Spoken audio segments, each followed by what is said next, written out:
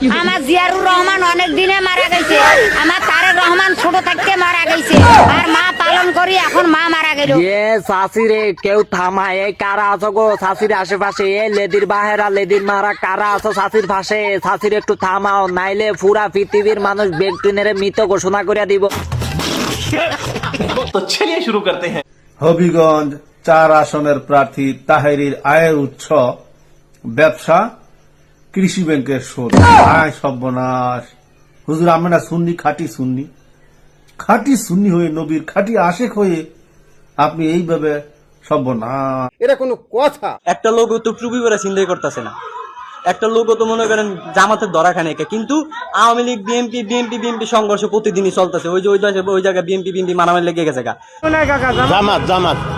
জামাত আলী দেশ ইসলামের প্রশ্নে চলবো, জামাত চাই।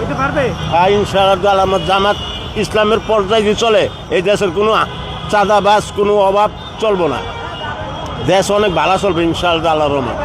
আমরা কথা দিচ্ছি, প্রতিশ্রুতি দিচ্ছি, আমরা এবার জামায়াত ইসলামকে ভোট দেব। আগামী ঢাকা 6 আমরা দূষণ মুক্ত দেখতে চাই। অনেক দলই দেখলাম, তবে আমরা এবার জামায়াত ইসলামকে আমরা দেখতে চাই। কি আঙ্কেল, কি অবস্থা? আলহামদুলিল্লাহ, ভোট দিছেন? এই তো আলহামদুলিল্লাহ, আমরা সবাই মানে দাঁড়িয়ে পাল্লা দিয়ে দিছি আলহামদুলিল্লাহ। এবার কিন্তু জামাত চলে যাবে ইনশাআল্লাহ।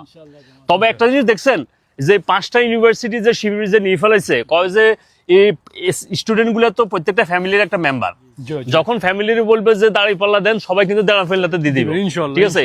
এখন যেভাবে গণজোয়ার শুরু হয়ে গেছে ইনশাআল্লাহ প্রত্যেক পাড়া মহল্লা এবং আমরা প্রবাস সব জামাত সব দাঁড়িয়ে পাল্লা চলে যাবে ইনশাআল্লাহ। 12 তারিখ গণভোটের একটি আয়োজন করেছে।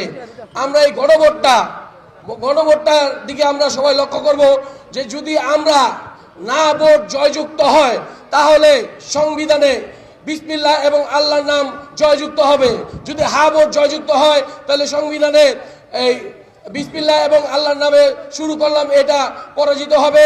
তাহলে যারা আমাদের ফতুল্লাহ 4 আসনের ভোটার তারা সবাই লক্ষ্য করে শুনবেন যে আমরা সবাই না ভোটে ভোট দিব, সুটিয়ে লাল করে দেবো। আমরা দেখছি না ভোটে যারা ক্যাম্পেইন করছে তারা হচ্ছে ফেসিস, যারা বাংলাদেশকে সেই আগের পেছনের কাদায় নিয়ে যেতে চাই, বাংলাদেশে আবার সেই পিলকানা ট্র্যাজেডি ঘটাতে চাই, বাংলাদেশে আবার সেই শাপলা ম্যাসাকার করতে চায়, আলেমুলামাদের হত্যাকাণ্ড চালাতে চায়, আবার সে আইনাগর তৈরি করার মাধ্যমে তারা এখানকার নাগরিকদেরকে গুম করতে চায়, খুন করতে চায়, ক্যাম্পাসগুলোকে সন্ত্রাসের রাজত্ব কায়েম করতে চায়।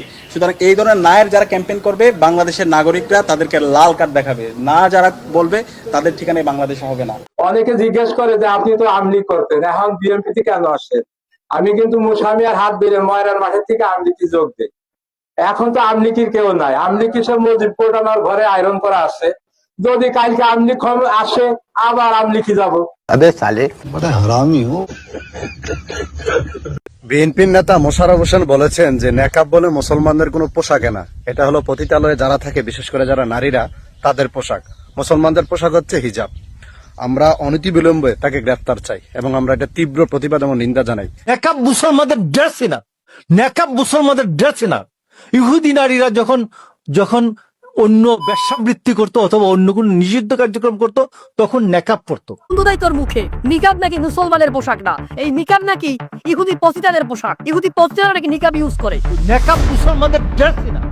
ইহুদি নারীরা যখন অন্য ব্যবসাবৃত্তি করতো অথবা অন্য কোন নিষিদ্ধ কার্যক্রম করতো, হাজার বছর ধরে, শত বছর ধরে বাংলাদেশের মুসলমান নারীরা তারা হিজাব এবং নিকাব করে আসছে। সেই নিকাবকে ইহুদি পতিতাদের সাথে তুলনা করেছে বিএনপির এক নেতা। আজকে আমরা সাধারণ নারী শিক্ষার্থীরা এখানে দাঁড়িয়েছি।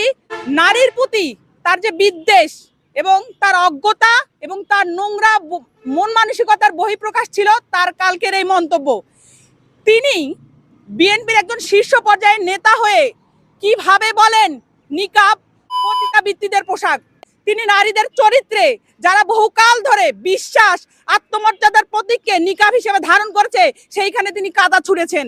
তাকে স্পষ্টভাবে জানাতে চাই, বিএনপির যে হর্তাকর্তারা আছেন, যে চেয়ারপারসন আছেন, তাকে প্রকাশ্যে দেখাতে হবে যে তিনি এই নেতার বিরুদ্ধে কি অ্যাকশন নিয়েছেন।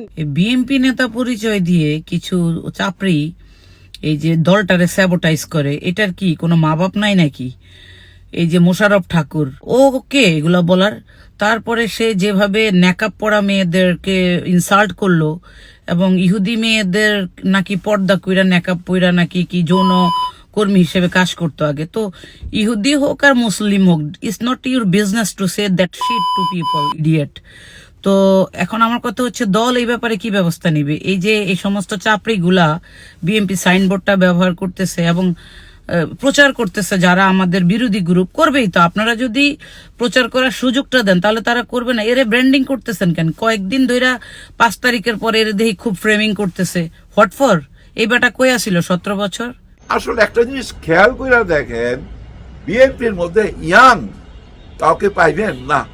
আমি তো দেখতেছি সেই 91 সাল 90 সালে যেসব নেতা গত 40-45 বছর যাবৎ যারা নেতৃত্ব দিচ্ছে তারাও এখনো বুড়া হয়ে গেছে, একদম বুড়া। কেউ তো হাঁটতেই পারে না, নড়তেও পারে না, এমনি এমনি করে হাঁটে, এমনি এমনি করে হাঁটে। আবার 2-3 জন পাশে দাঁড়ায় থাকে ধরার জন্য, যদি পইরা যায়।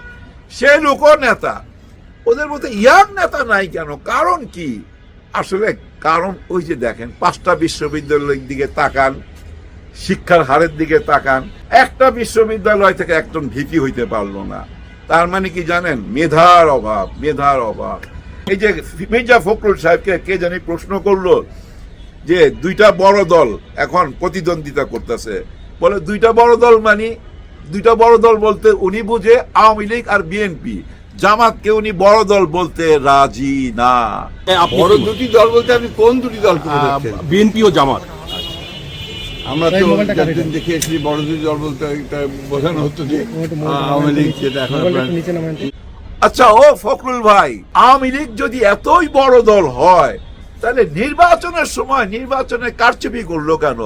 দিনের ভোট রাত্রে করলো কেন? ওনার যদি এতই ভোটার থাকে দিনের ভোট রাত্রে করতে হয় কেন? চুরি করতে হয় কেন? কারণ আসলে কোনো ভোটার নাই ওনাদের মধ্যে। যারা আছে না সব সুবিধাভাগী। এইসব কথা হচ্ছে ভাই আজগবি কথা।